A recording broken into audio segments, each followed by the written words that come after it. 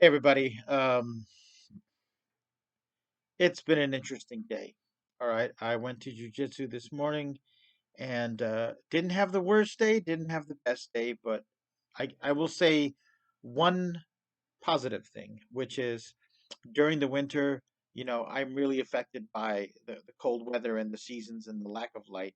And I think I bottomed out a couple weeks ago, actually.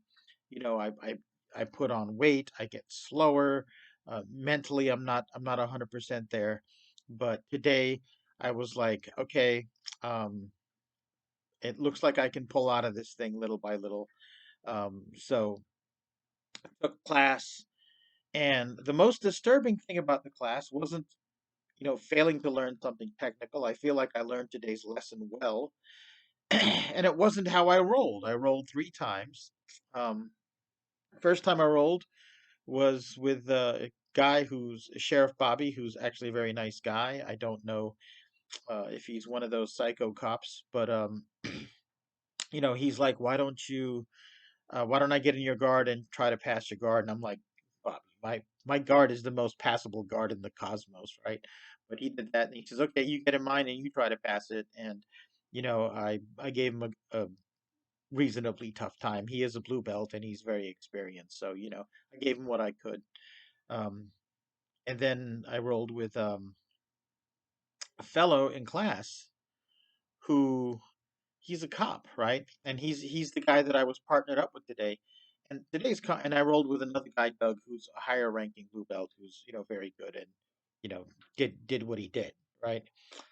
Um, Actually, I didn't roll with the cop guy that I was partnered with. I rolled with one other person, and I'm trying to remember who. I'm trying to remember who I rolled with. Doug, Sheriff Bobby.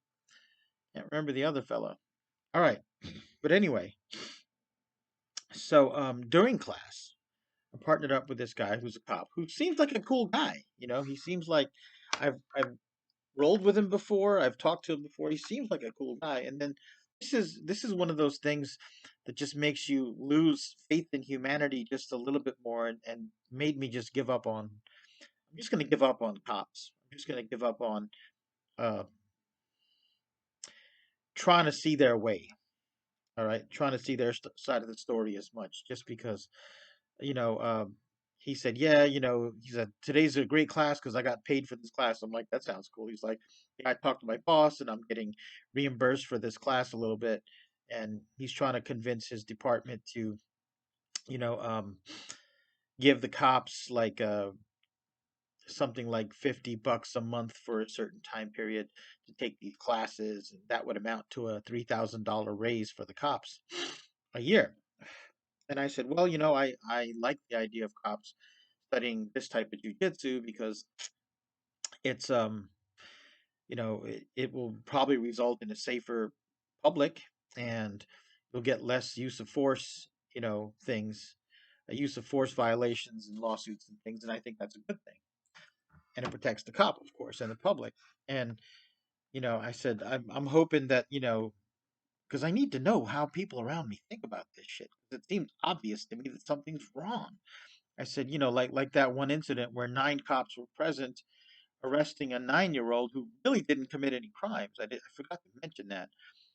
She was a 9-year old, and she was handcuffed in the back of a car and they pepper sprayed her. And I saw the footage. And it was a 9-year old having a tantrum, having like a panic attack. And the full backstory, which I didn't get to talk to this guy about the backstory. Well, I'll show you how the conversation went. The full backstory of the child is she was threatening to commit suicide, and then the caption in the news said is she threatened to hurt herself and others. So the mother's, I don't know if the mother or the father or someone called the cops or if they called 911, or I don't know how it worked out. Nine cops show up. Nine cops are present, including a female.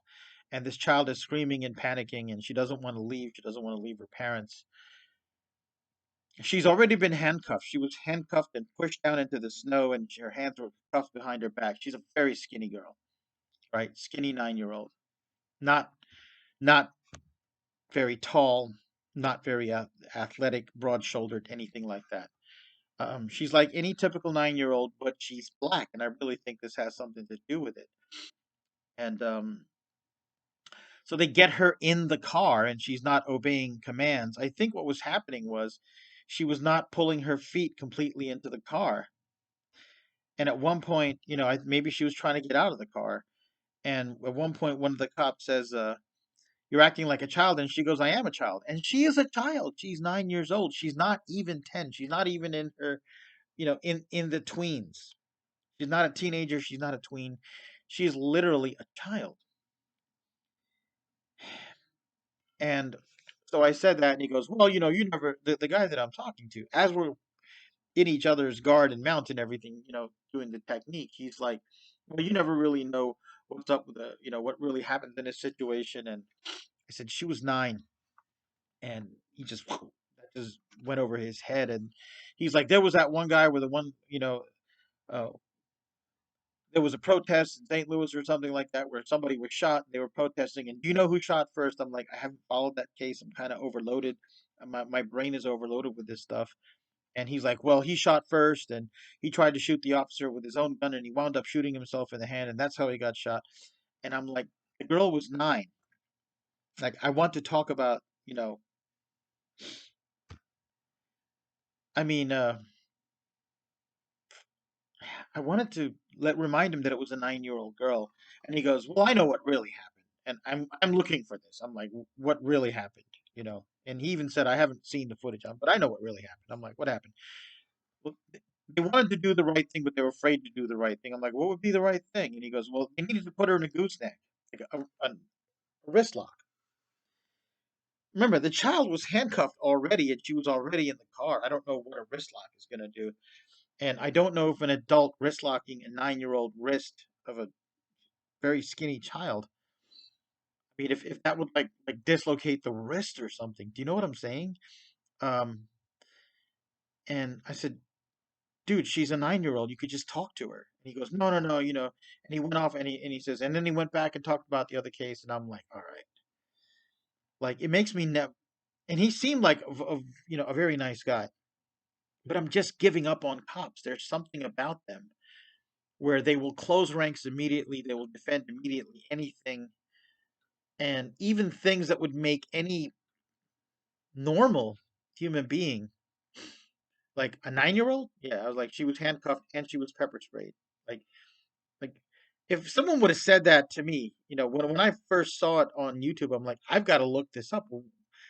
I would say something like what happened? Like, what was it about? Like, I would want information more than a cop did something, and therefore I've got to immediately find a way to say that the cop was okay and probably didn't use enough hands-on force. And I'm like, having it's a 9-year-old having a panic attack. And I think to myself, I'm not safe with this guy. I'm not safe with the cops in the school, and there's going to be more of them. And I just don't want to talk to them anymore. I don't want to deal with them. I don't know, want to partner with them. I don't want to roll with them. I don't want it. I I don't want to help them get better. I don't want to help them in any way. It's it's starting to feel like the wrong thing to do. It's starting to feel like anything I do to help the police beyond what I'm forced to do, which is whatever portion of taxes I pay. I don't make enough to really pay taxes, and my veteran's disability is non-taxable. Um, but I've paid tax for decades when I worked in offices and in labor, all kinds of things in the military, and yeah, it just feels like the wrong thing to do. I'm just giving up. I'm starting to give up a little bit on this country.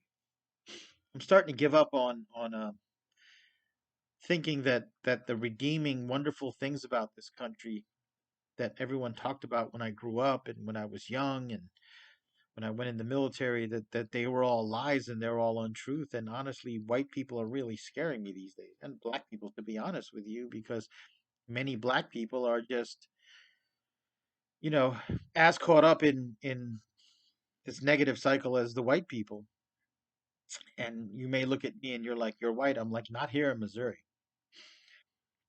You are not Germanic, Anglic, Waspish. You're not white here, right? Maybe if you're a lighter skinned Italian, Portuguese, something like that. But even then, subconsciously, they're looking at you as something other than a full person. And I see this, and I don't know. I don't know. I mean, I grew up here. I don't think I can go back to Turkey, where I was born. I'm a United States citizen. I'm a dual citizen of Turkey. Um, and I see things happening overseas in other countries. It's this genuine trend of fascism and authoritarianism. But yeah, I'm just looking around me and I'm saying to myself, even a 9-year old isn't safe from this. And I don't think this would have happened to a white girl. I don't think it's possible in this country that it could have happened to a white girl. I don't think it could have happened to a white girl if there were 9 black cops arresting her. I don't think it's that kind of place that we live in. But it's so easy to kill a black man. Another cop here, when we talked about George Floyd on Facebook, said he died of a drug overdose. It's obvious. I'm like, dude, drug overdoses don't work that way. But he's another person I don't trust anymore. I don't know. I'm just giving up.